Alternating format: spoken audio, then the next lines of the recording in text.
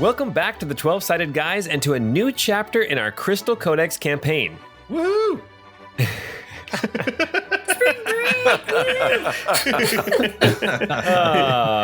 We have Matt playing Pine, the venerable swordsman incapable of retiring. Hi! Scott playing Rousse, the former bounty hunter, king, and currently cursed acolyte of Lady Jaffa. That's me. Jordan playing Ebby, the avatar of nature and liberator of a people. Salutations. Ooh. Sabrina playing Nari, a prophesied hero and Queen's former consort. Hey there. And future consort. We'll see where that goes. The once and future consort. And me, Paul, the guy who writes a lot. Lame. He writes good. I'm going to start apologizing in these intros again. I am sorry, everybody. I am sorry. Anyway, if you want more of our adventure, go check out our Patreon. Then go check out our Discord server to chat it up with us, as well as other like-minded fans. And besides telling family and friends to check us out, you can also rate us 5 stars on your podcasting app. You could even do it right now. Don't worry, we'll wait. It doesn't work if you rate 4. You have to do 5. We'll know. Scott, they probably missed that because they were in the process of rating at 5. There you go. You're right, you guys. We got to give them a couple more seconds. Okay, all right. You guys back? Okay. Don't forget the 12-Sided Guys will be at FanX this year, September 22nd to the 24th. FanX is in Salt Lake City, so if you live in the Intermountain West or in the environs, or you want to go, start making plans to come and meet us. There's actually lots of cool things to do in Salt Lake, like hike or go in a cave or eat at restaurants, or there's a place called Evermore, which is pretty cool. Yes, yeah. We went to Vander's Keep, which is a restaurant there. That's really, really nice. Well, Chapter 5 ended with some exciting and intriguing machinations in play. I wonder what awaits Nari and the boys in Chapter 6. Anyway, if you ever got a demo tape from a green tentacle just so it would protect you from a purple one, then this podcast is for you. It's the Crystal Codex, episode 65.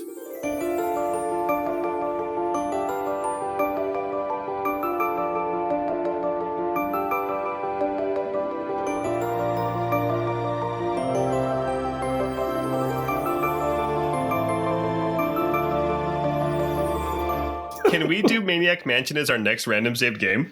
That would be insane. Okay, you have one skill, and it is you are able to pick up a bottle of Photo Developer. That's right. Like, which character can actually grab that bottle without dropping it? Which one can do it? You have the skill you can repair a telephone. We join our heroes on this spring afternoon as they hike up into the Glass Mountains after having left Taybury in hopefully a better position than they found it. Our heroes, Nari and the boys, are heading up towards the free peoples of Allele. They are heading up a path that they've traveled before many years ago. And as they travel, I think each of them is sort of lost in thought and contemplating all of the events that have just happened and what I guess they expect coming up in the future. 2 black hilts poked out of the top of Rousse's pack. The constant scream in the back of his mind to put them back on his hips again doled into the background as Nari and the boys engaged in idle road chatter. Mr. Pine was right. I can't control myself with these damn blades. Even the mention of their existence brings this pain to the forefront of my mind. Death is part of this world, but I don't have to be a catalyst for it. Laramie, I'll keep my promise, but Uramiel is the last being that I will kill.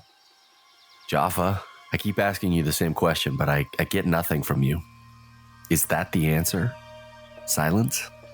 No, she's not the lady of indifference. Bad luck, the negative balancing force of good luck. Life hits on everyone. Is that the balancing force? For all the good things that happen? Maybe it's not a balancing act between forces. What if she represents the fact that we don't have any control over most of what happens? Rousse gripped the reins of Feathers, suppressing the urge to reach his hand back to the cursed swords. I really missed just walking with these guys. Pine singing in Menorese, Ebby teaching us the difference between crow calls And Nari rolling her eyes at all three of us when we say stupid stuff. Wait, did Abby just say my name? I haven't been listening. I'll nod my head. Maybe he'll accept that as a response.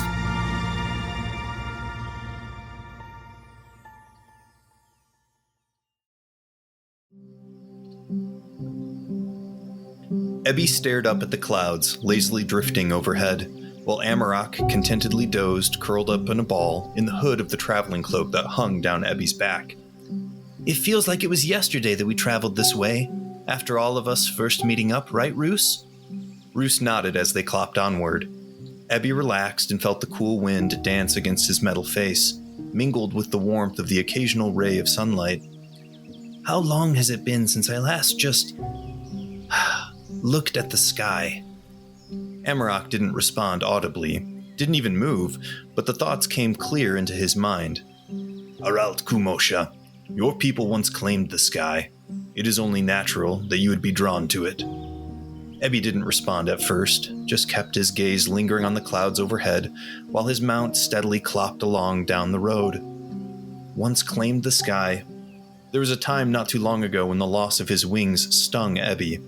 It now seemed a distant memory, overshadowed by a million other cares and worries. What were we like back then? Ebby asked out loud. Again, the thoughts popped into his head. Your people were an interesting lot, though Pavantis has always been full of interesting peoples. Throughout all of Doman, it is Pavantis that seems to have the most excitement. The weight of destiny and fate has always hung heavy on this plane. You speak as though there are worlds beyond our own. Well, there are, and there aren't. You see, they are all connected, with events in one plane seeping into the next. Even the, what do you call them, lords and ladies? Well, even they are simply aspects of the greater Driocht of Doman, a convergence of energy so potent that they have gained sentience, just as I have. Can they be trusted? Silence. After a moment, Amarok responded, yes and no. The aspects of Driocht, or lords and ladies, are entities of immense force. They push constantly in their chosen direction, in accordance with the forces that comprise their sentience. Given no resistance, any one aspect would push until it would destroy Doman, and so an opposite aspect converges to push against the other. Light and darkness, life and death, love and hate. In this dance, this duality, there is harmony, and with harmony, creation persists. But mark my words, Aralt Kumosha, while your Lord Moshe will push to bring balance, do not expect him to just stop once balance is restored. That drive to expand and fulfill their purpose consumes them. But you serve Lord Moshe, no? I serve the duality, the cycle, the dance between Moshe and Artarian. For now, Artarian has feasted, and feasted well. The shattering saw to that.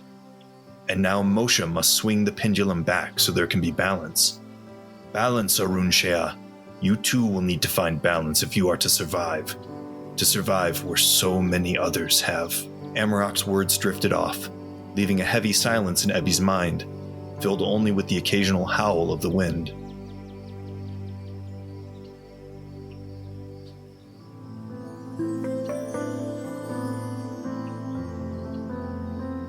We'll fix this world.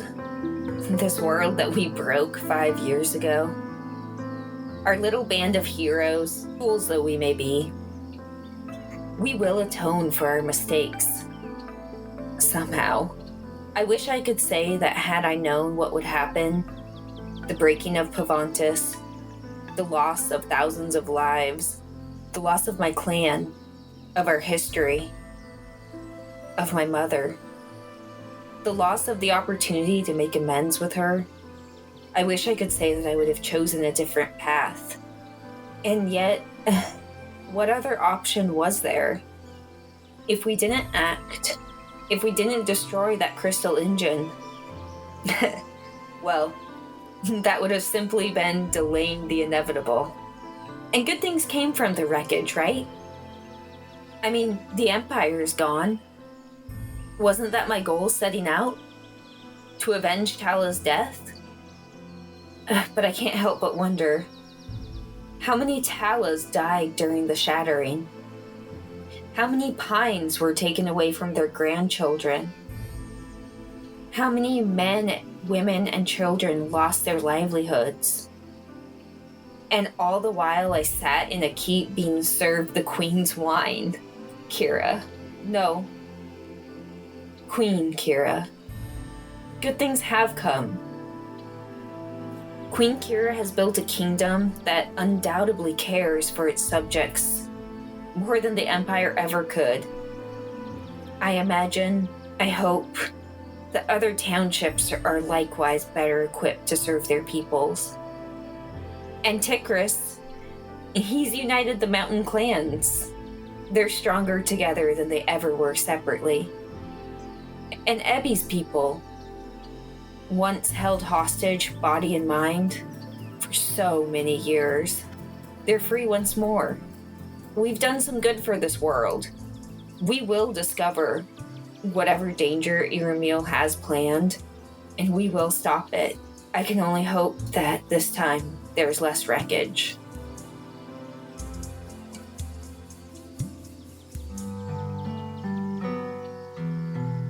Sanya, because I said so used to be enough for her.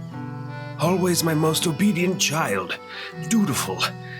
That sense of duty, honor bound to a word. I can't fault her for that.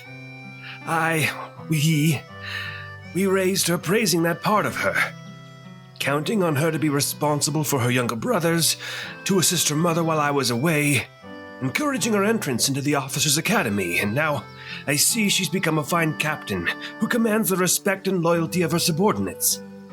She's everything I hoped she'd grow to become. Brinby, he's come so far since he was my valet. I have no doubt that should Kira choose him as the field marshal over her forces, he would bring honor to the country and the position. His commanding presence would make great use of the sword we left with them. At this point, Pine's thoughts wandered to just before they left Taybury. After reflection, Nari and the boys decided that the magical greatsword once belonging to Adjudicator Trippin would serve Taybury's highest-ranking officer better than it would the party. So, they went to Willoughby's Weapons, a weapons store that we've known about since our preparation to stop birds hanging but never actually visited, and commissioned some cosmetic changes to make it harder to recognize and to add some Taybury-specific visual elements. I wonder if Kira will keep the name I suggested for the sword, the Taybury Field Marshal Zweihander. I wonder what Sanya calls her sword. It's clear she knows how to use it. I wonder if she would have used it on me. Ugh, quite possibly. Damn it, Senya! Why must you be so headstrong? Yes, you gave your word, you have a contract, but can you ignore the nature of your charge when more truth comes to light? Demrit Jr. as well felt obligated to continue an undesirable path, but with him, he at least saw the direction his obligation took him, and he feared what his colleagues' misdeeds would do to his sense of righteousness, his conscience. How do you define honor, Sanya? And what makes an action moral? But Rolf had the same tendency, I think. Honor means sticking to one's word even when stated hastily and your spirit wants to take it back. Commanding the hanging of innocents to capture one dissident. Well, to capture me. Should have surrendered myself immediately. Bert should have never been put in that position. What an admirable friend. I wonder where he's gone. Still, that situation turned out about as well as it could have. Well, not for Rolf. I wonder what kind of man he would have become. I think the Tower of Judgment, their approach to authority, creates narcissists, delusions of grandeur, even if the adjudicators don't start out that way. Rolf, a young Menarese master swordsman. I wonder if he'd feel honored by me taking his sword. I wonder if Sanya will feel honored to be my daughter once all is said and done. Leon, like his mother, leads with his heart. Love and affection matter more to him than pride and honor. And Temrid Jr., where are you in all of this? Where have you gone? Petal, help me find our son. And Pine fiddles with the ring that he always wears on a chain around his neck, a slim band of silver set with a square sapphire.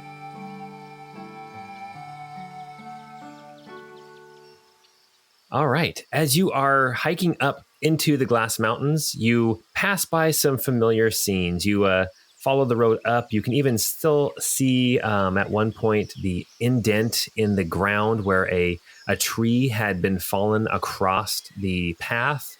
It has long since been moved. Is Gob's body still there?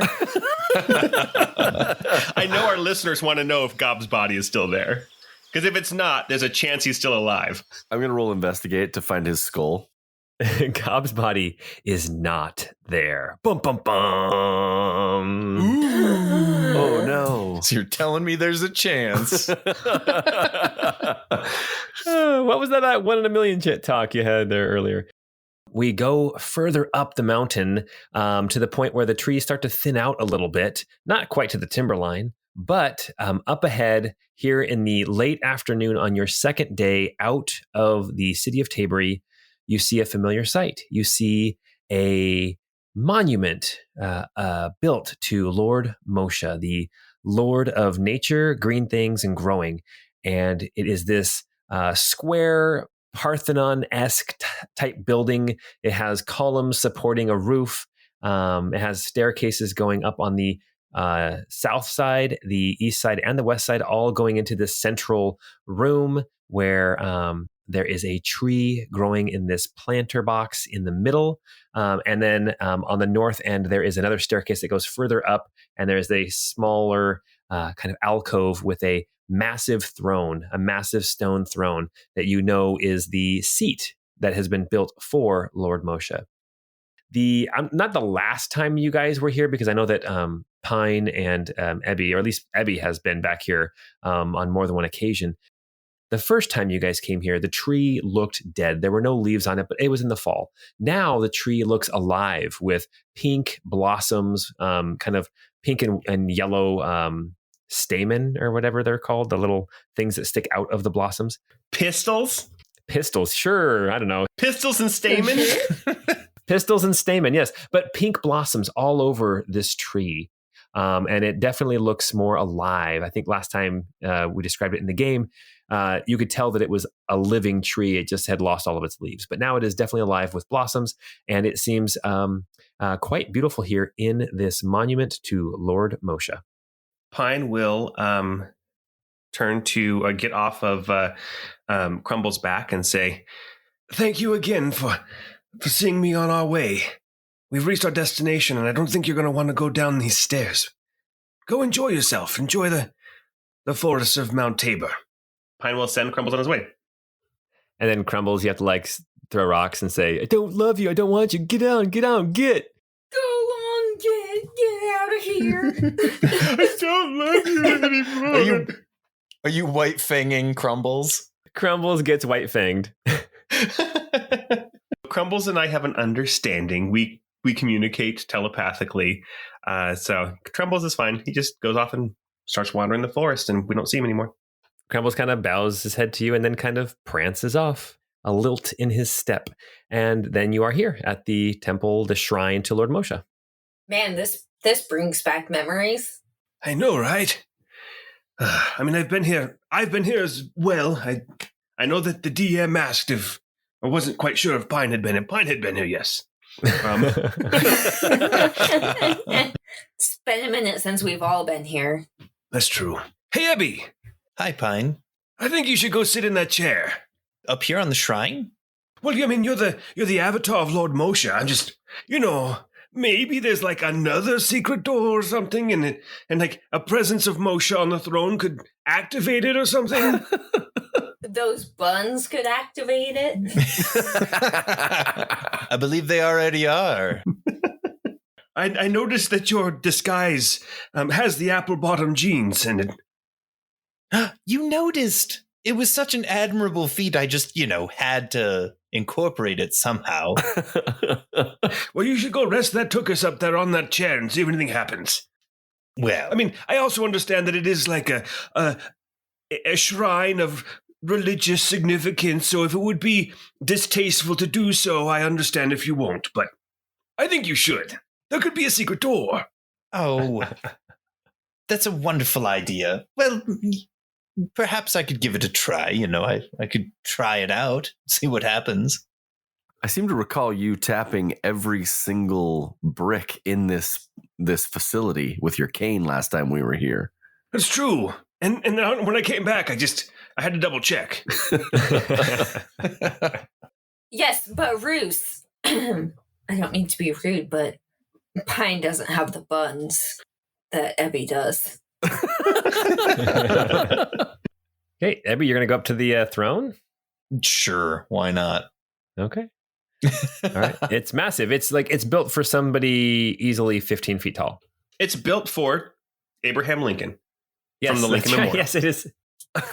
It is built. It's built about the same scale as the one was in Woodbridge, where you saw the other throne with an actual wooden depiction of Lord Moshe. Ebby, you climb up into this throne. As you sit on this throne, you can see that this portion of the temple, the shrine, there is a roof over it, but you can see like the light coming in through the sides, because again, it is just a roof held on by pillars, or held up with pillars, kind of like the Parthenon. And if you don't know what the Parthenon is, you can look it up. As you sit there on this throne, I want you to make a perception check. Bees rolling perception. Do. Got a 14. You sit down on this throne, and you gaze straight ahead. And as you gaze straight ahead, you can see that your vision is dominated by this tree. You're looking at the branches of this tree with all of the blossoms on it. You can instinctively pick out that one branch that is not quite right. It's a bare branch. It blends in and it's hard to see if you're not looking for it, but where you're sitting, you can spot it. And as you are sitting there with your 14 perception, this is a stone throne. It's been here for a long time. You kind of rest your hands on the seat or on the armrest or wherever you do. But as you put your hand down, you can see that there's like some moss that has grown on this stone throne over the decades or centuries since it was built. And as you look down, you see the moss spread just a little bit as you touch the throne. Interesting. Ebby's probably not going to mention anything or say anything necessarily. What I imagine is, he dropped his disguised self kind of packed feature that he got. So he's just been in his normal Ormec kind of form. So I imagine him seeing that moss kind of grow a little bit, and then taking a moment and actually staring at his own like metal and his skin basically, and seeing the lichen and the tarnish that has kind of started to develop, and even like the small little roots and plants that are starting to peek out around the seams and cracks. I would imagine as you do that, you look at your hand that was closest to that moss, and there's a little bit more green coming out where the knuckles of your hand are at this point. Are you saying he literally has a green thumb? Green knuckles. What's everybody else doing? Pine is looking for the secret door that just opened up. I'll roll an investigation check. Make an investigation check. Nari's looking for goblins that might be on the loose. That's true. Oh, you never know when you might have to kill Hob 2.0. Investigation? Pine rolled a 7 on his investigation. You are looking high and low, and you cannot find that secret door that you are sure just opened up. Damn it! You know it's got to be there somewhere, though. These ancients, man, they hit those secret doors so well. Did you tap this one over here? Many times. I'll do it again, just to make sure. Just in case. Anything, Ebby? Oh, to get into you have to pull the limb. How did it feel up on the throne? Did you feel anything? Like, did you see a door open? Where is it? It's got to be here somewhere. Sorry to say, Pine, I don't believe that anything unlocked this time around.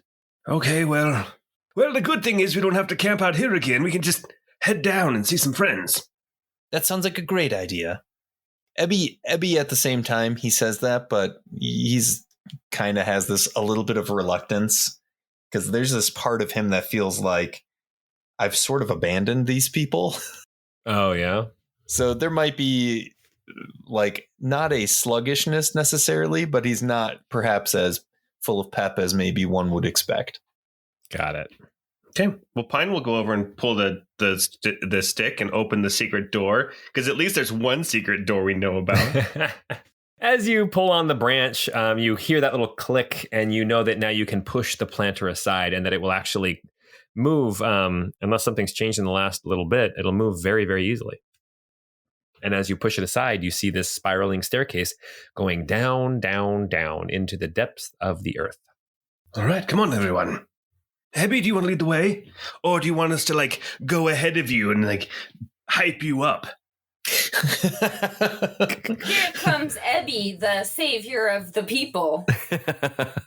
Just a second. I bought this in Taybury before I left. And Pine pulls out a big hourglass on a big chain, and he puts it around his neck like Flava Flav, but fantasy. Oh my gosh! Oh my gosh! Oh, I've got a horn that you can play too to announce my coming. Oh my gosh! Wait, that's not a hat? You've been wearing it on your head for as long as I can remember. It does make a nice hat, though. That's fantastic. What would happen if someone were to, somebody taller than you, say Nari, were to blow into that horn while you're wearing it like a hat? I don't think anything good. Okay, Nari, don't do that. Damn it. I was about to try.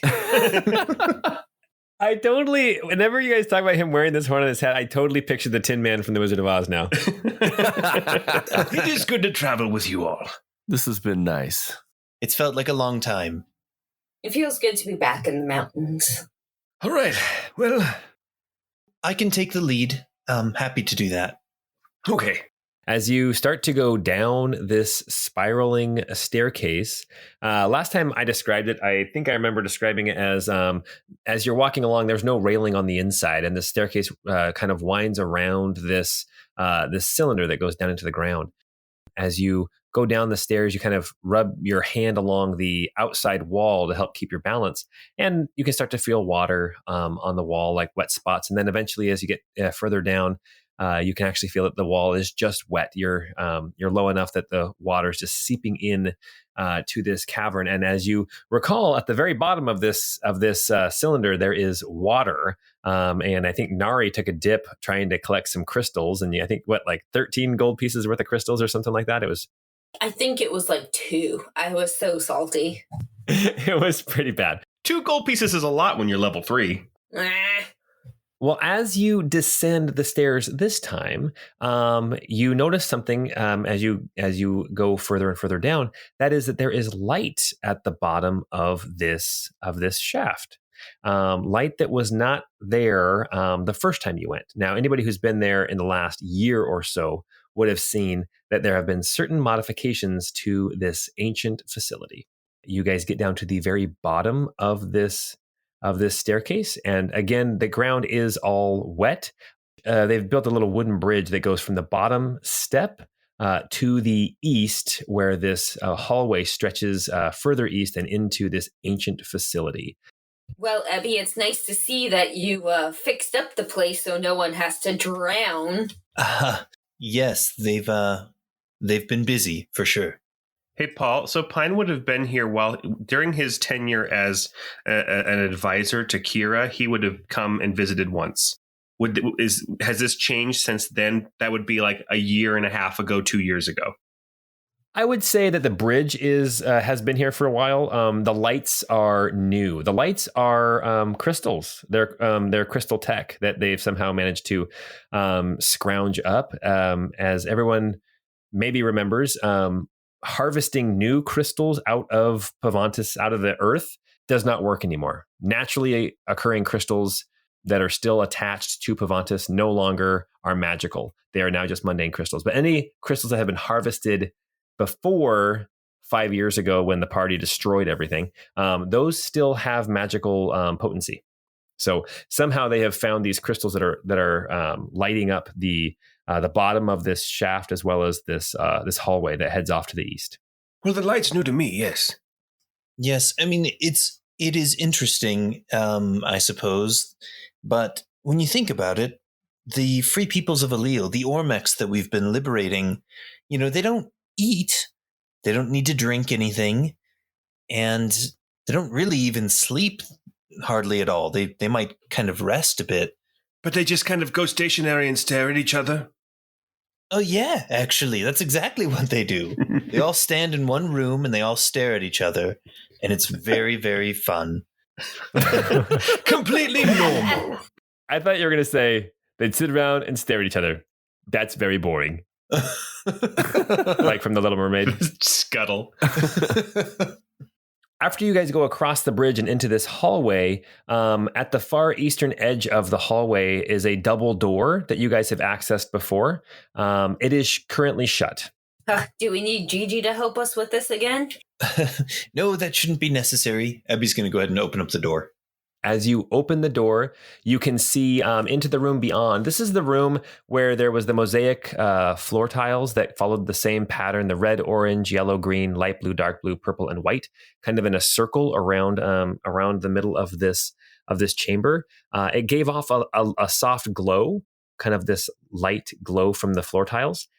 You see these two Ormecs standing guard, and actually one of them is carrying a halberd, which is very similar to the Ormecs, the deacons that you had encountered way back with the Empire. The other one has just a spear in their hand, and there's something a little different about these Ormecs or these deacons, whatever you want to call them. One of them is painted blue with kind of darker blue almost tiger stripes on their skin. And then the other one is painted a nice green with kind of a leaf motif on the shoulders and on the elbows. So they are no longer just straight metal like they were when you liberated them, Abby. They stop you and point their weapons at you and they say, "Halt, who comes here?" And then they see who it is and they say, "Abby, you've returned." And they look at you, Pine, and they say, and Mr. Pine, welcome back to the Free Peoples of Allele. We're glad to be back. You've made some changes. Oh, the lights. Yes. Yeah, we're trying to make it more comfortable down here. Also, loving your fit. Yeah. Abby steps forward and says, "Salutations." And we'll kind of do a little bow to them. They will bow back. And then the one who is green with kind of the leaf motif steps forward and he clasps your hand, Abby, and he says, "It's so great to see you again." And you as well. It's been too long. Hermine will want to see you. Yes, is she nearby? Yeah, how is she? She's good. She's taken to leadership quite well. She always had that ability. Can Nari roll a perception check about how that sounds? Because he sounded a little bit hesitant. Yeah, go for it. Would it be insight? Yeah, insight check. Nice. 24. 24 insight. You, as he's saying, yeah, she's good. She's good. You sense a hesitancy in his tone. You sense that the impression you get is that things are not bad, but you would get the impression this guy is not content. Does that make sense? Yeah, absolutely. Yeah, he lives underground and guards a hallway that nobody ever comes down with a spear. Yeah. And he used to fly above the skies, but yeah, no, for sure. Nari will keep quiet on those observations, though, for sure. Man, your life really sucks compared to what it used to be, huh? It's better than being controlled. I mean, I don't know, like... Is this conversation actually happening? No, Pine did not say that out loud. At least he's got a nice paint job. The painting is new. You look amazing. Oh, thank you. Some of us have taken to decorating ourselves. We sometimes we feel we've lost our individuality a little bit, and this helps to set us apart.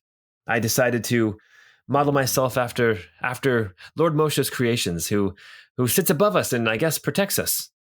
Nari kind of gestures to her tattoos and says, "I absolutely understand. I've done the same," and kind of smiles.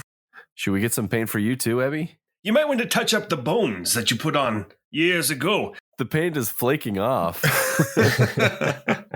Yes, Abby did the same thing. It was like a skeleton. It was cool. Don't look at my bones. Those are my bones. Yes, I'm sure Hermine will want to speak with you, so I can show you the way, but I'm sure you know it already. Yes, is she just in the study in the laboratory? More than likely. You would know, Ebby, that because there are like 199 or 197 of you or something like that, or maybe even 200 or more, there's a lot of people to be down here in this ancient facility. Take plus or minus 4. Somewhere in there. There's right around 200. And you would know that they were actually, this facility got crowded a little really quickly. And so they've actually pushed that wall that had opened up when the large Ormec, when their head exploded, that wall has been opened up more, and some of the living arrangements have been pushed back into the cave system behind that cave system that leads all the way to the old Fallen Heaven hideout. So you have deacons living here in the facility itself, and also in some of those caves. And that makes sense. That totally makes sense. And just so I'm clear too, like when Ebby stashed the Allele Eagle, it was in this same kind of network of caves, correct? The Allele Eagle is in a cave that is accessible through the caves that connect both to the Fallen Heaven hideout and to this ancient facility, yes. Okay. Well, this way, everyone. And Ebby's going to start walking over towards the laboratory where Hermine used to do a lot of her work. Perfect. Yeah, you guys ventured further into the facility. The two Ormecs that were there in guarding the door, they kind of shut the door and then they followed behind you. This is probably some of the most excitement that they've had for a long time. Better not be any spiders in this cavern this time. As you guys enter the room where there's the pipe and there's the grate and there's the water, there's still a little bit of water. It looks like they've managed to patch it a bit, but they don't focus so much on that stuff. More of what they've been focusing on is further on in the actual kind of research areas. As you guys venture further into the facility with these two Ormecs following behind you, you come into this large room. Before, when you first came here, there were like desks and tables. There were crystals stacked up. It looked like this was some kind of research room with bookshelves. This is actually where you found the Crystal Codex, that book that Ebby was able to read that was written by Arnium Celadar. And the room beyond is where you found the Crystal Pizza Shield. And that is a larger room with some kind of a plinth with some kind of energy on it, but after you took the disc away, the energy turned off. So just a quick recap of what had happened when you were here before. As you come into the study area where the desks and the bookshelves are, you see there are many Ormecs in there. They are sitting around, they are talking. Some of them are writing down things. It looks like they're having some lively debates or meetings trying to discuss intellectual pursuits. You see the rudimentary beginnings of some experiments. It looks like some kind of like scale model machinery, utilizing what little crystal tech they still have down here. There was piles of crystal here earlier when you guys came, and looks like they've been utilizing some of those crystals for some of these little machines that they have been working on. And as you come into this room, the conversation stops. And all eyes turn towards you four. And it is quiet. Ahoy, hoy! Salutations. Those desks, they're great. You should keep those around in case you ever need to hide.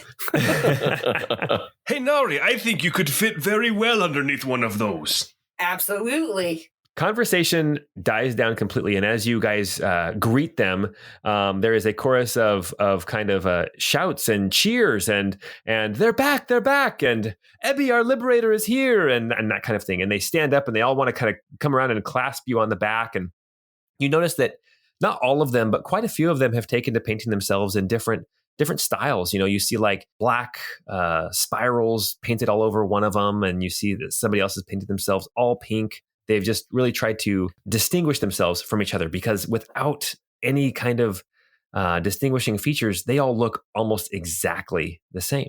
A particularly sassy one is painted himself all gold with one silver leg. Yeah, exactly. There is one that does stand out. This Ormec is a little bit more beat up than the others. Looks a little bit more aged, a little more tarnished, and is also missing an arm from the elbow down. Ebby, you see Hermine is coming into the study from the larger room beyond at all of the commotion. and she sees you, Ebby, and locks eyes with you. Ebby's going to kind of move to her and, in a tender voice, just be like, Hermine, it's been far too long. Far too long indeed. Ebby, I feared you were gone. And then she rushes to you and gives you a big hug. Just wraps her arm around you. Yeah, Ebby is fully reciprocating that hug. It's been a long time, and I know it, and I should have sent word or communicated with you sooner, but so much has happened, and there's still so much work yet to be done. I'm sorry for not being in contact earlier. And at some point, Amarok is going to crawl out of Ebby's hood and perch himself on his shoulder. She feels it as his fur brushes against her forehead, as she has her head resting on your shoulder, and she kind of pulls back, not like scared or anything, but she just pulls back and she looks up and she says, "Who's this? A pet?" And then she looks at you more closely, Ebby, and she sees some of the extra greenery, some of the vines, some of the moss, some of the lichen. And she looks in your eyes and she says, "You've changed. You've grown. You're different." Ebby kind of hangs his head down a little bit and in a little bit of a more quiet voice says, "You have no idea just how much, too. Hermine, this is Amarok. Amarok, this is Hermine." I don't think Amarok's going to speak audibly or anything. He's just going to kind of sit up there and stare at her. And how will Amarok respond if she gives him scritches under his chin? I think, he's kind of like a little wolf-shaped thing, right? But he acts a little bit more like a house cat. Gotcha. Okay. He won't swat at her, but he might kind of have that like reluctant, kind of head pulled back thing a little bit. He's going to pretend that he doesn't love it. That's right. Exactly. She says, "Well, Amarok, it is a pleasure to meet you. Thank you for keeping my Ebby safe." And then she says, "What brings you back? Are you here to help us? Are you here to pick up the mantle and free more of our kind? Are you here to help us rebuild some kind of a society? Are you here to stay?" I wish I could tell you that I was here to stay. There's still too much work to be done. And I wish I could say that I was here specifically to help our people. But there is duty that calls me elsewhere. I wish I had more time to tell you everything that's happened. But the world has grown unsteady. I'm sure you've felt it. I'm sure you've seen it in your studies. In your brilliant mind, I know that you've been able to see we're not done with this fight. Amarok was sent to help me, and Lord Moshe has asked that I carry his banner in what is to come. She nods. She says, "That is a heavy burden that's been placed on you, and I wish I could help you carry it." You already do help me carry it in ways you may never know. But I digress. We have come because we need to use the Allele Eagle. Legal. The legal. If she had eyes instead of just green orbs, they would have rolled way back in her head right now saying that. It reminds me of on 30 Rock when Jenna was in the movie The Rural Juror. The The juror. The Rural Juror.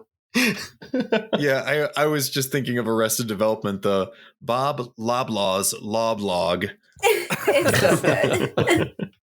Yes, the airship. Yeah, it's still safe. We check on it regularly. Nothing has disturbed it. But Ebby, it's great to see you. But we've been busy as well. We've made some steps forward. We've managed to. Well, come here. Look. Let me show you. Okay. Yes. And then she motions you into the large room that has that kind of stasis chamber that had the crystal pizza shield on it. And as you approach, you can see that there's actually one deacon or one Ormec that did not come into the room to see you when you came in. He has been busy at work underneath this machine, working on some wiring or conduit or something beyond your understanding, Ebby. While this is all going on, Pine is looking at the experiments that they're doing here in the smaller study, and he's pretending like he understands what's going on. Oh, yes, this looks like a promising one, yes. Rousse is trying not to look jealous of Hermine and Ebby chatting together. Oh. Well, why don't you, Pine, as you're looking at these different experiments, why don't you make either an insight or an investigation check? I'll let you do either one of those. Or you can just make a straight intelligence check. Ebby, as you are being brought in here by Hermine, she motions to this Ormac who is working on the pedestal, and she says, Jasper, Ebby's back. And then this Ormac kind of sits up, and you can see that he has painted himself completely gray, like just gray. And he stands up and he says, oh, Ebby, it's great to see you. I've been hard at work, and I think I got it. And he says, check this out. And he bends over into that little compartment he was working on. He flips some kind of switch or connects some kind of wire or something. And suddenly you see the pedestal turn back on. That pedestal has been turned off since you grabbed that disc. And he steps back. Ebby steps back. What? How is this possible? I thought that when the shattering happened, all of the energy was dispersed, that it wouldn't work anymore.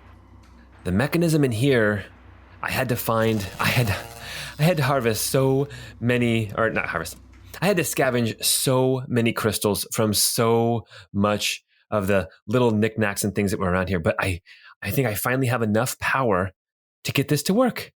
Stasis field. It works again.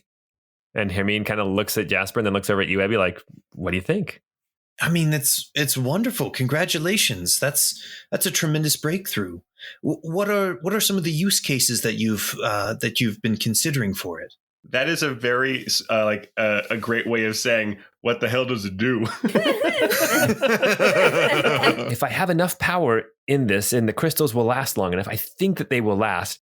We should be able to put something here in this field and it will resist the powers of decay. It will stay there the same forever. Interesting. Okay.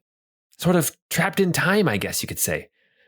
If the power were to be amplified, which could be done potentially by using a recursive redistribution of energy here. Do you see that part there? And oh, yes. If you're Does Ebby able actually know what he's talking about? I mean, maybe a little bit. Okay. But I'm curious, if we were able to amplify this, could it hold someone or a being in stasis, almost as though it were a prison? He kind of steps back, kind of a little bit shocked, like, oh, I guess I think that, yeah, that should work. But I mean, you can see here, and he kind of walks up to it, and he kind of holds his hands up around it, and it's a very narrow, like little shaft of energy, maybe big enough for like an apple, right? Like that's the diameter of this field. It would need to be a lot more energy to hold something that big. I mean, we're having to be very judicious with how we use the crystals that we have here. I mean, this is not the only experiment, as I'm sure you saw in the other room. We've been really working hard on trying to figure out what we can do to help the world.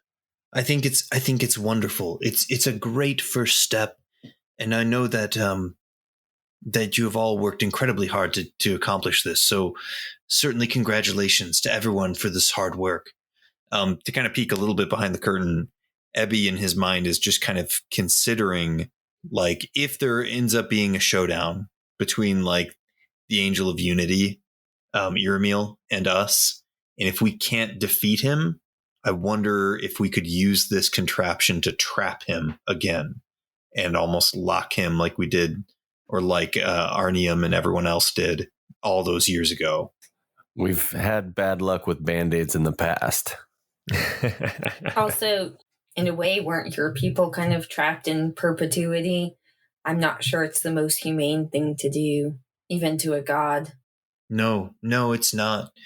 In fact, I think it would be only an option of last resort, but more so just considering what some potential use cases may be in case something starts to grow a little bit beyond our abilities to handle.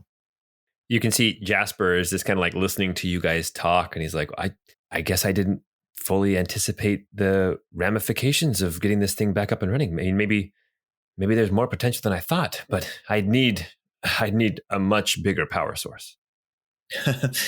Totally understood. Well, I think continue your research. Certainly, this is remarkable. To have a piece of the puzzle back in operation like this, no doubt there's significant amount of information we'll be able to glean from it. Pine, what was your investigation check? Oh, it was a 10. Yeah, you keep walking along, patting people on the back, going, "Keep it up, young buck. You're doing great work." Good, yes, good. Oh, that's amazing. Bravo. Are you my boss? He's totally playing the mid-level manager right now. You got a coffee in one hand, a clipboard in the other. Hey, I will need those TPS reports on my desk in the morning. You have no idea. You see little flashing lights and stuff, and you can see things like every once in a while, like a little pop and some smoke, and then like somebody will shake their head, and somebody will say, "No, don't worry, you'll get it next time. We're so close." As they keep up with all of these experiments. Well, then Pine will make his way into the room with the rest of them. So Hermine then she pulls the four of you aside and she says, "So you're taking the airship. If I might ask, where are you headed?" Well, we have a few things that are immediately pressing. We need to go to Arkelvy.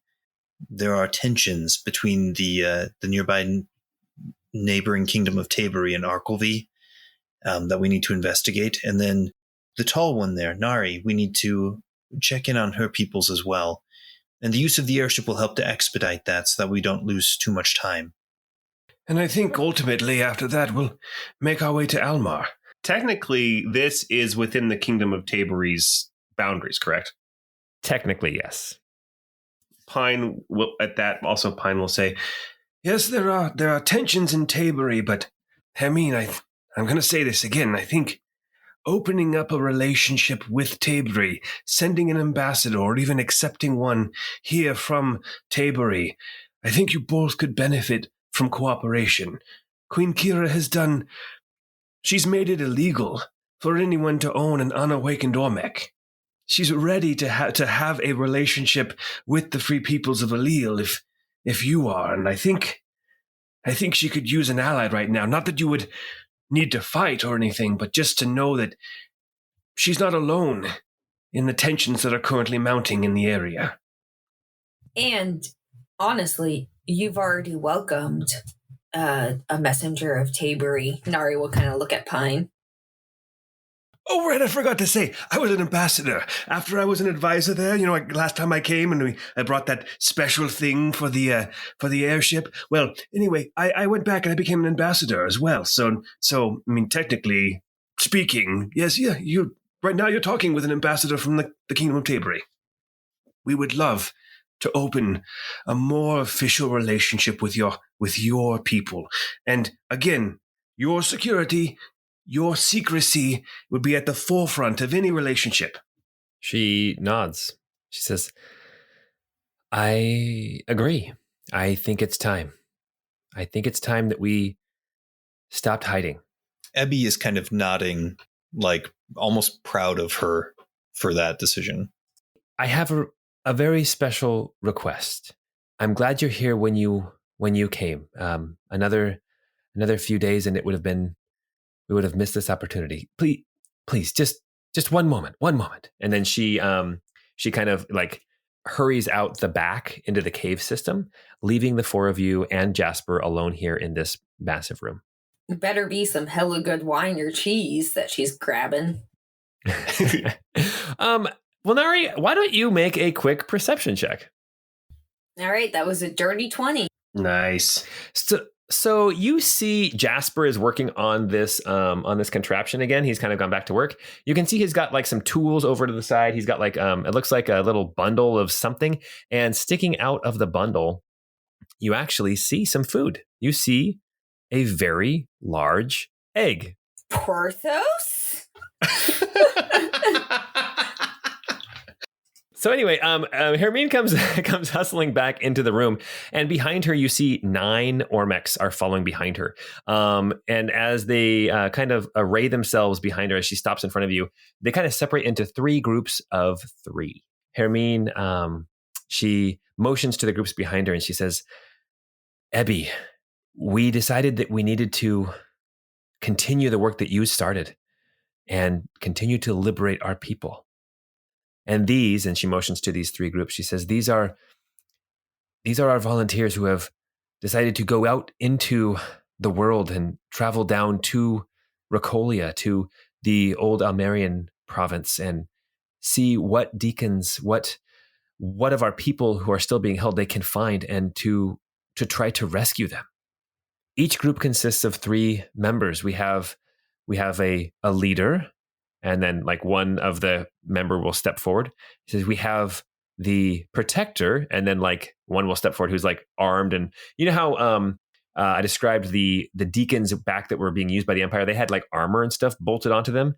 Many of these Ormex now have taken that off, right? These are not warriors. These are not fighters. But these Ormex that have stepped forward when she mentions protectors, they have armor back on. You can see that they are wearing weapons and things as well. And she says, and we have liberators. And then the last of each group will step forward. And she says, these liberators they've read the Crystal Codex. They've read the tome of Arnium Celadar, and they feel that they will be able to carry on the work and possibly rescue more of our kind. Since you are going to Rocolia and taking the airship, would you take these groups of liberators?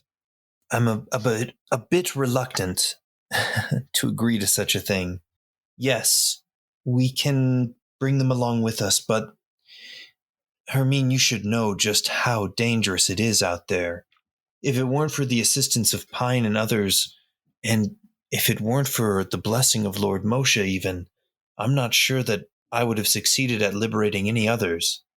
She nods. She says, yes, I know it is dangerous. I know it is so risky, but I know that it must be done.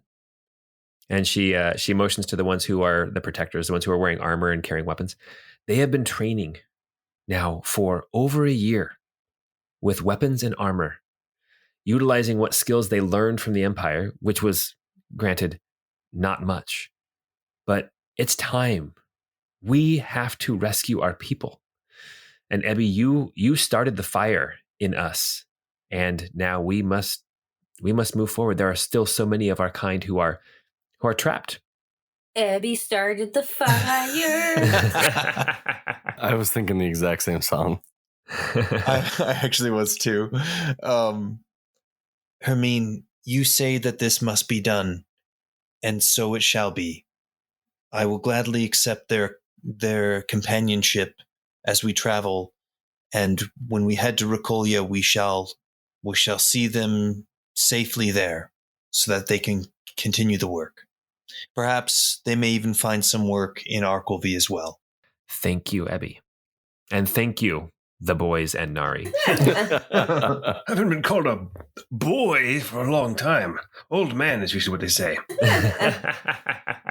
Well, will you be resting with us tonight before you take the ship, or are you leaving now? No, by all means. Love to spend an evening with you. Right, everyone? What, standing in a circle staring at each other? Sometimes we face the wall to be more polite. When they want privacy, they just turn their head to the wall. I'm picturing like I Am Legend, just a room full of these Ormex kind of bobbing and bouncing to themselves. Like, oh, geez. Oh, that's disturbing. That's disturbing. It went from just being a little creepy to being way disturbing. Yes. That book is way better than that movie, by the way. The I Am Legend book is like so much better than the movie. I really need to read that then. It's phenomenal. Pine and Rousse and Nari, I need you all to make perception checks. Not Ebby. Pine finally got a good roll, an 18. Nari got a 14, sorry. Rousse rolled a nat 20 and got a 31. Heck. Jeez. Godlike levels of perception. Oh, man. I need to take a couple levels in Rogue and get some expertise. Yeah, it's that expertise. That's what's bumping it up. What do your Rousse eyes see? Rousse sees into their very soul. Well, as you guys are kind of watching. Wait. Yes. Is Rousse finding a secret door? No, not everything is that cool, okay? I was just going to say, as you guys are watching Hermine and Ebby talk, you notice something about Ebby that maybe you didn't notice before. It's not that big of a deal, but you notice that Ebby's eyes are a kind of a brighter green, a more lively green than the other Ormecs down here. His eye color has changed along with the lichen and the grass and the ivy and things that are growing out of his carapace. Ebby is different. Hermine takes you by the hand, Ebby, and says, "Then come, let's go back and let's spend the evening together, talking and sharing stories before you leave." Yes, let's do that. And she starts to lead you back into the cave. Yep, Ebby's going to go with her. Who saw the egg? Nari saw the egg. I did, and I want to talk to Ebby about that, but I think while he's with Hermine, I'm going to just find a good desk to snooze under. Well, no, actually, she motioned for all of you guys to follow. Yeah, it wasn't like, you guys just hang out here. No, it was like, come on back. I thought she wanted some alone time. I mean, there might be some alone time later, but she's just come into our home. This is a little bit more, not so much living. This is all work area here, and the living is more in the caves. No, absolutely. I will follow then, as long as she gestured to all of us. Yeah, Rousse is following too. Well, Hermine takes Ebby by the hand and leads you, and the rest of you follow down this cave, which is very similar to what you followed years ago. But after a short time, just like 20 or 30 feet, they have actually mined out some of the walls and pushed things open. They've found some other natural caverns and things that were behind some rock walls. They've managed to make this whole area much bigger and actually much more inviting. There is kind of crystal tech lighting throughout the area. There is kind of this feeling of a lived-in type of a feeling. They have found some wood and some other building materials. They've built some like little huts and that kind of thing. There is this large chamber with all these little huts and these little tents and things for privacy that are scattered around this cavern. And in the middle, there is kind of this place with benches and logs and things to sit on and to talk. And there in the middle of this area, you see a bunch of Ormecs sitting around talking, and they are mostly talking with this chubby Morgan Freeman, who also has a pet woolly ox. It looks like Gerard and Porthos are down here, actually. And Gerard has like set up a little table. He's got some different wares out here, and you can hear him talking, and he's saying like, "Oh, my friends, I understand you don't have much money, but I do love a good trade. So what have you got?" And people are bringing forth, some of their things, trying to see what he's got for them, that kind of thing. Oh my goodness. Gerard, what are you doing down here? This is a secret place. Gerard notices you and he says, "Oh, my friends. It seems like I just saw you just like 3 days ago." You did. And by the way, you throw around that "my friends" quite a lot. I'm learning. I'm not feeling quite as special as I used to. Well, I am a very friendly guy. I have friends everywhere I go. That's true. But come, let's talk. I didn't know that you knew of the Peoples of Allele. I've been trading and bartering with them now for the last few years. But you didn't know that the only other Ormec that you've met knew of the other Ormecs in the area? Did Gerard ever actually know that you were an Ormec? Did he? Yeah. Well, actually, I don't think he did. I don't think it ever came up. Maybe it did, but I don't remember it coming up. I remember in like one of our very first episodes when we first tried to hide from him in the woods, and I did a really crappy job of my stealth check, and we said that the light was shining off of Ebby's head. Oh, yes. Your helmet, yeah. But I think he called it a helmet. I think he thought it was a helmet, because you guys were describing how... Yeah, You're probably right. How he's not from around here and how Abby doesn't need to sleep that much. And actually, so when you come walking in and he's like, oh, yeah, I didn't know that you knew about the Peoples of Allele. And he looks at you, Abby, and he goes, it all makes sense now.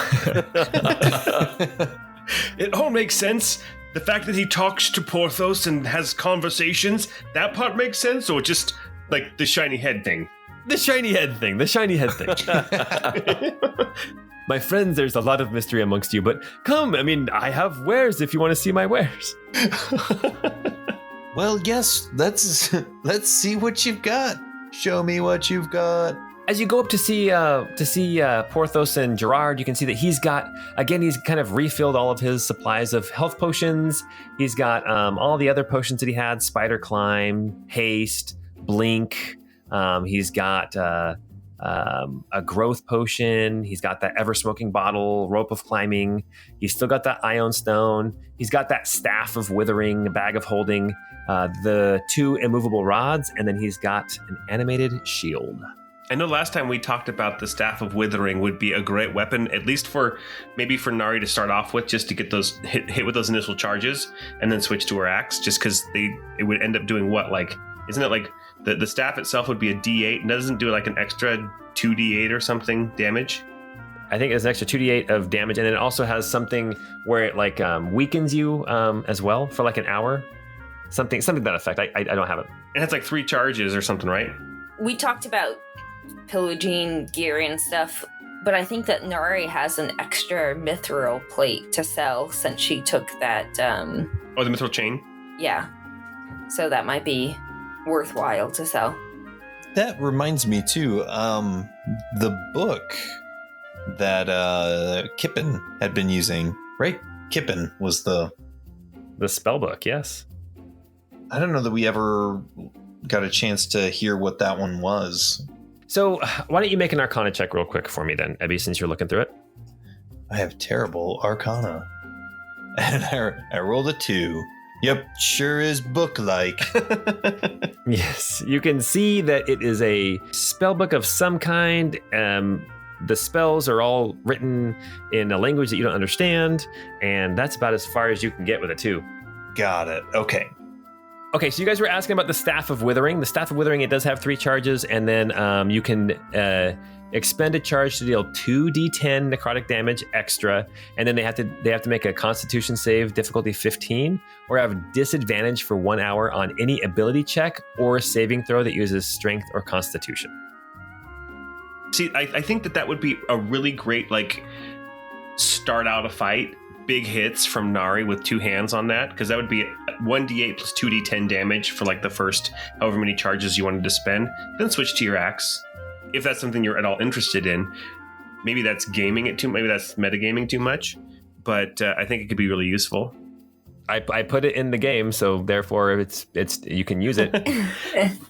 But I also think that animated shield would be wonderful for you, Nari. I mean, that new plate armor you're wearing, super scary, I gotta say. It looks really good on you, but could you imagine how intimidating you would be if you had also a shield just like flying around you and like blocking everything while you're swinging this huge axe around? I do admit I would look scary, and I would not be opposed to that, but I do think that that we might want to save our money for Rousse's affliction. That's true. Yes, that's true. That's true. I don't know what you're talking about. I would prefer to solve that over my inability to block. I have a little bit of money. I hope it's enough. So if you guys can afford the shield, go for it.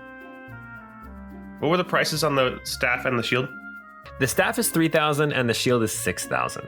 There's also more healing potions. I know you guys use some of your healing potions, greater and regular. Yeah, that's expensive. Oh, honestly, heck no, that's way too much.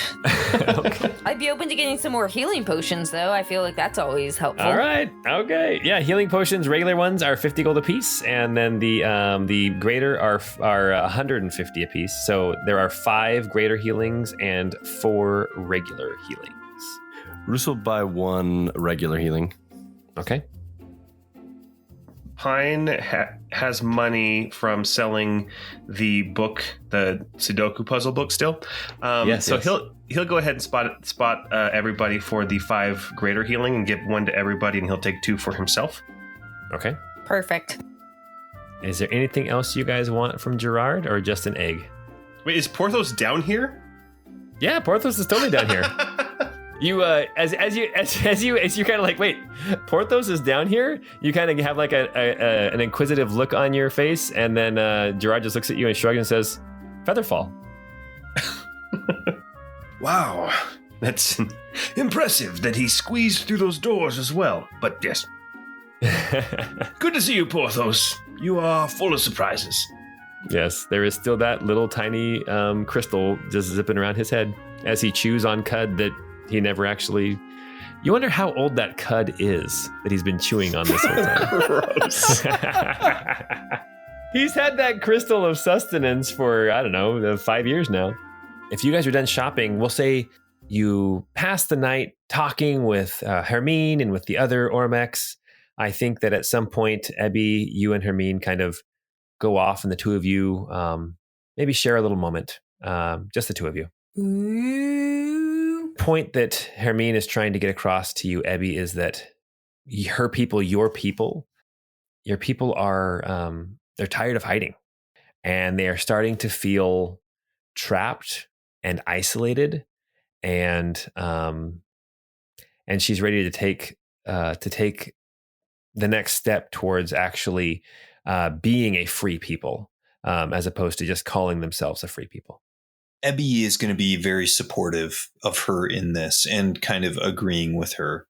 What Ebby is feeling and kind of thinking under the surface is that he kind of feels like there will be conflict coming, and the free peoples of Allele won't have the luxury of trying to stay hidden if we are to save the world. So he feels like, it's probably better that they start getting out there and liberating more and making alliances now. We'll say that as she kind of does her quiet time, like Ebby does, she sits next to Ebby and she just holds your hand. Perfect. Ooh. So while that's happening, while we're in the other room, talking, whatever, during the I don't know if it's festivities or just the evening, Pine will go sidle up next to Nari and say, Nari, are you going to give Kira a call tonight? I mean, I don't think we came across anything that's surprising. Do you have something you'd like to tell her? And she'll kind of offer up the stone in case Pine has a message. She doesn't want to hear from me. I don't know if she wants to hear from me either. First off, I mean, it might be just purely practical. It might be useful or might be wise to just let her know to anticipate that she may be receiving visitors from the Free Peoples of Allele. But that's not what I'm getting at.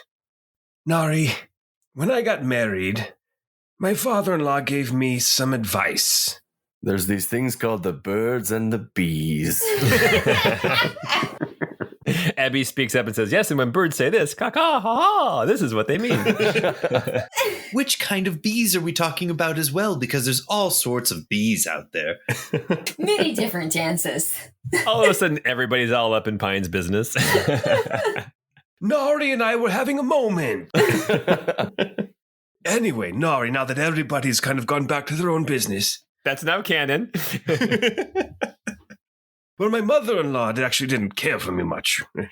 She didn't want her daughter marrying a soldier and being gone all the time and, dead in some foreign war. But my father-in-law, he appreciated that I would be able to provide a good life for his daughter and grandchildren. But when we got married, he gave me this advice. He said, for a relationship to work, to last a long time, both partners in the relationship need to be willing to give a little bit on their most important issues. I appreciate that, Pine. I will let her know that she should be expecting a message from the Free People of Allele. And Dari will kind of saunter off to a corner to send her message to Kira. I like how Pine is just bullying Nari into a relationship, whether she wants it or not. No. If Nari will listen, Pine will just again will continue to he doesn't want to belabor the point too much, but just say, I've seen how she looks at you, and I've seen how you look at her. And life is short, and to be able to experience it with one you love, a lifetime of good memories that could keep you going when times are tough. You're very wise, and I hope that whatever we end with, it will be good memories. You're a good person, Nari. I'm glad to know you. Likewise. The night passes, and it's hard to tell whether it's day or night here, but somehow the Ormecs all kind of know when the sun is up and morning comes, and you gather your things. Hermine leads you through the caves on a kind of a circuitous route to this very large cavern. This cavern actually, so it's not a fully enclosed cave. It's a large cave, but part of it is open to the sky, and you can see the airship. The Allele Eagle has been kind of docked here. It has, you know how with a ship when it's on dry dock, whatever, it's got these like beams that hold it up off to keep the keel off the ground, so it protects the keel, the bottom of the ship. The Allele Eagle is resting on this kind of this wooden apparatus that keeps it up off of the ground, but a scaffold. A scaffold. Yes. And you see the Allele Eagle. The balloon is still inflated. So just a reminder, we talked about it when we started chapter 5, but the Allele Eagle. This is such a dumb name. That was your choice. That was your name. Why did you guys let me name it? Anyway, so the airship, it has the hull is made up of like square panels of wood, and each one has a yellow crystal stud in it that slightly glows for like adjuration magic to keep the wood from rotting, to keep it like intact. And then it has the balloon itself is spherical. The propellers that it has, rather than like jet engines or big like metal props or anything, or like copter blades, it has like canvas pinwheels that will spin, and they will kind of have a trail of canvas out behind them, like a ribbon spinning. I don't think we've ever talked about the colors or anything else like that, but we'll get to that as we like go in the interior and stuff. So Hermine, as you guys kind of load up the Allele Eagle, these 9 other Ormecs, they board the ship with you. One of them steps forward and says, "If anything you need running this ship, we are more than happy to help you. We've all been on it a couple of times, not flying, but we've gotten a feel for it and how it works. So you let us know what you need." So you now have 9 helpers to help you fly this ship. I look forward to hearing the names that you've picked for all 9 of them. And the unique paint patterns on all of them. Yes. Yes. Well, we have Malcolm, Griffith, Clement, Preston, Grover, Alva, Jessamine, Blodwin, Myrtle, and Daffodil. Oh, That was really good. Yeah. yeah. I think that was more than 1, 2, 3, 4, 5. Actually, that was 10. So no Daffodil. No Daffodil. Leave her behind. Daffodil stayed behind. Daffodil's a stowaway, a little kid Ormec that we're going to have be the cabin boy and swab the deck and stuff. Daffodil's a stowaway. Yeah. Awesome. Well, as you guys get aboard the Allele Eagle, wait, there was one other thing that was different. Pine, wasn't there something you wanted to show everybody? Oh yes, I forgot. As we get there as well, Pine commissioned a figurehead for the Allele Eagle, and that's when he visited a year and a half ago. He was him and Crumbles were kind of bringing it up so that it could be affixed to the ship. But it's basically a 1-to-1 recreation, as far as Pine can remember, carved from wood, of Lady Barbarelle. Oh, cool. So it is a giant shield with a relief sculpture of a woman on there. And also behind the shield are the hilts of 7 swords, kind of spreading out from around it, and that's affixed to the front. That's cool. And then Pine will say, Well, I only saw her for a second, and I'm thinking maybe I made the bosoms too large. What do you think? No, Pine, no. Aren't large enough if you ask me. I think those bosoms are perfect. Thank you. And on that note, you guys get aboard the Allele Eagle. Hermine waves goodbye. You start up the engines and lift off as you rise up into the sky and head off towards your next stop. And that is where we will end for tonight. Woo, we're finally on the airship. We're finally going to get to pilot it somewhere. You guys have had an airship for a whole chapter and everyone's like, I don't really want it. You can have it. No, I don't want it. You can have it. All right. Awesome. Okay. Well, very fun, guys. That was cool to see kind of what's going on with all these freed Ormex and see how Hermine is doing. And maybe some fun little tidbits of information were gleaned there as well. Anyway, if you like what we're doing, go support us if you want to, or at least just, tell your friends and family about us. We really love what we're doing and we're glad that you guys do too. Check out our Discord. The link is in the description. We have been active on it and chatting with lots of fans, and some of our patrons have gone on there and talked with us as well. It's just a great place to show some art and to share some spoilers and things like that. That's been a lot of fun. But until we see you next time, we hope you have a great time.